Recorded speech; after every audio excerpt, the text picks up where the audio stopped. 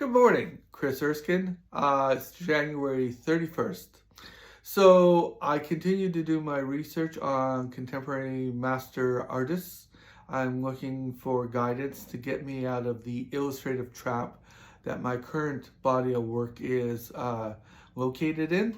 And I'm looking particularly hard at three contemporary artists. I have more on my reading list, but the ones I'm working through right now are Peter Doig, Dana Shutz, and Philip Guston.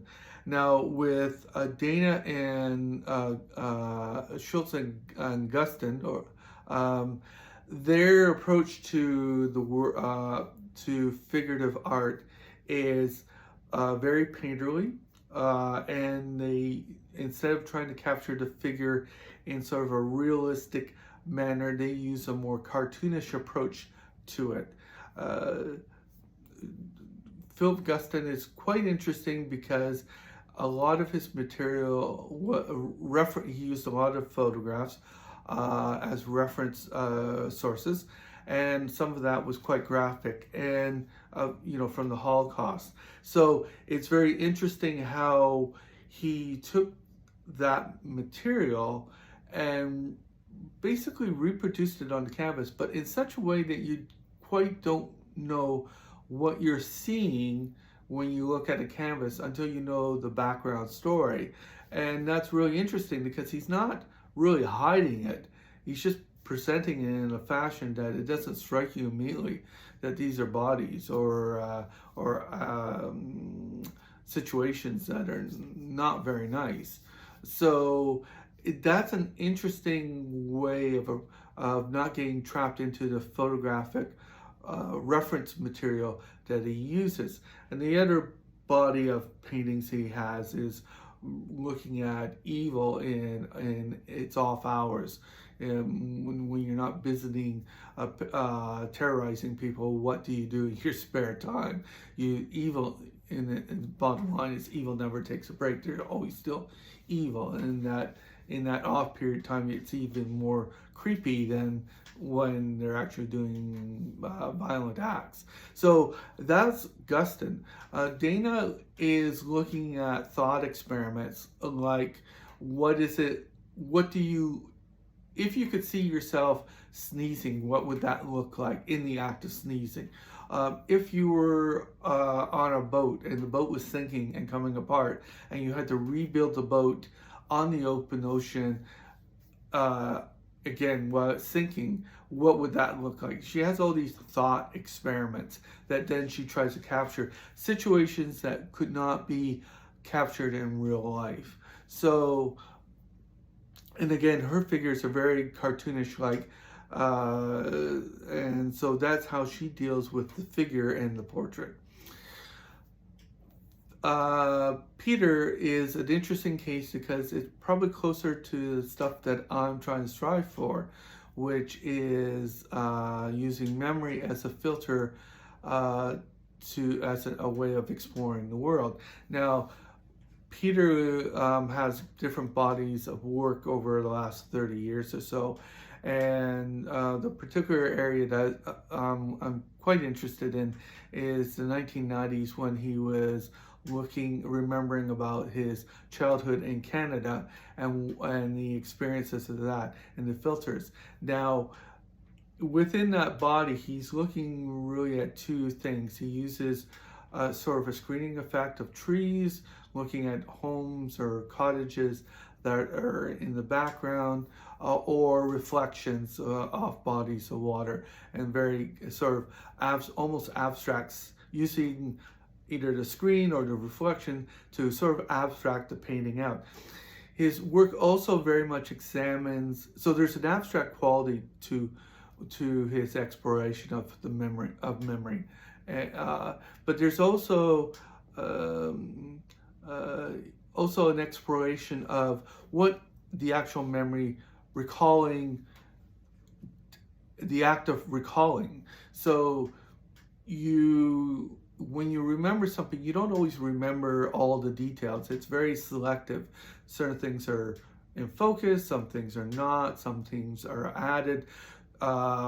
because we misremember things or we forget things. Painful experiences can drop off the map, or individuals that were at a party, suddenly you're forgotten about because they weren't major players in your remembrance of that. So it's a very created world, and he explores that act of remembering and capturing it in the painting. So you almost see what it's like to remember, and that's really interesting. And that has given me a lead into where I might want to go next. Is the notion that in nostalgia, that we are all heroes of our own stories, and that may not be an accurate representation of what was happening at the time, but from our vantage point, whether it's a good situation or a bad situation, the bad situation is the the challenge that we have to overcome. The good situation might be the celebration of triumph as we master that adverse situation. So we're all Ulysses on our journeys through going back home, that sort of thing. And that gives me a way forward, I think, because one of the problems with nostalgia is it's really received critically by the art world. It tends to be sentimental, decorative. It lacks being critical of both of the subject matter. It's also tends not to be engaged in contemporary issues because it's lost in the past. It can also be very pretty, the kind of hallmark, sentimental, pretty fireside chat sort of scenes, that sort of thing. So there's lots of pitfalls associated with remembrance and particularly with nostalgia. So I need a way to deal with that, and I'm looking at Peter's work to particularly see how he's handled some of those criticisms. I don't really have a firm grasp on that aspect of his work. I'm still working on it, but the hero's journey in our nostalgia might be a way for me to move forward in my work. So that's a concept I'm playing with and trying to develop further. The other major thing with Peter's work is he does look at different ways of painting, and part of his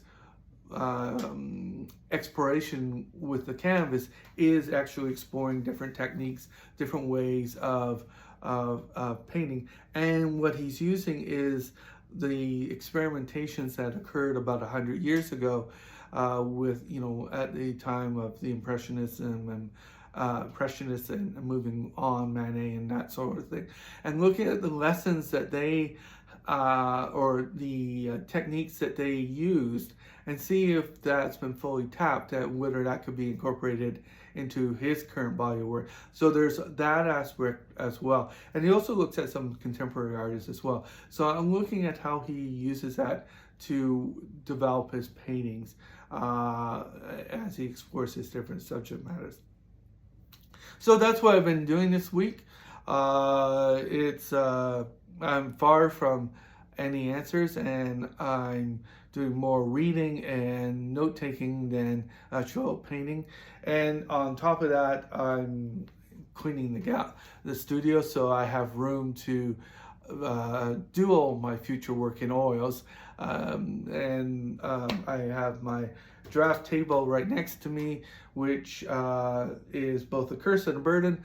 I got it from family, and it's a high quality drafting table from the 60s. The problem is it's a big beast of a table with a 50 pound drum underneath as a counterweight. So and it's all steel and that sort of thing. So it's not very movable, and it's such a great thing, but it's also such a big hog for space.